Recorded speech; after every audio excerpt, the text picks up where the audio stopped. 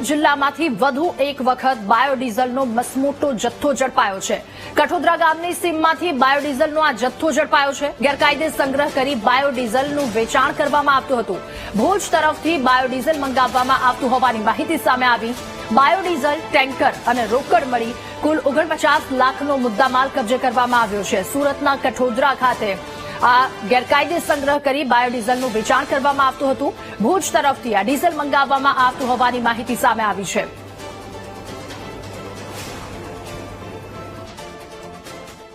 જેમાં એમની વાત ઉપર શંકા જણાતા એમને રજૂ કરેલ બિલો ચકાસણી કરતા એમને જે ડીઝલનું ટેન્કર 20,000 લીટરનું ભરેલું હતું એનું બિલ રજૂ કરેલું હતું। જે બિલ રિલાયન્સ ઇન્ડસ્ટ્રી નામનું જામનગરથી ઇસ્યુ થયેલું હતું, જેની વેરીફાઈ કરાવતા એ બિલ ખોટું હોવાનું જણાઈ આવતા બંને પકડાયેલા આરોપીઓ હિતેશ તુલસી ગજેરા અને રામારામ દલારામ જાટની સઘન પૂછપરછ કરતા આ પ્રવાહી ત્યાંથી મેળવેલું નથી અને બીજી કોઈ જગ્યાએથી ગેરકાયદેસર બાયોડીઝલ પ્રકારનું જ્વલનશીલ પ્રવાહી મેળવેલું હતું એ પ્રકારની કબૂલાત કરતા ડીવાયએસપી આર સરવૈયા સાહેબને તેમજ પંચોને બોલાવી અને તેમની રૂબરૂમાં આ તમામ મુદ્દામાલ જે એમના ત્યાં પેટ્રોલ પંપમાં ટેન્ક નંબર 1માં 14,000 લીટર, ટેન્ક નંબર 2માં 15,000 લીટર અને ટેન્કરમાં ભરેલ 20,000 લીટર એમ ટોટલ 49,500 લીટર જેટલો જ્વલનશીલ બાયોડીઝલનો પ્રવાહી તેમજ ટેન્કર અને 2 મોબાઈલના આરોપીઓ પાસેથી મળેલા રોકડા રૂપિયા મળી 49,80,000 રૂપિયાનો ટોટલ મુદ્દામાલ રિકવર કરેલ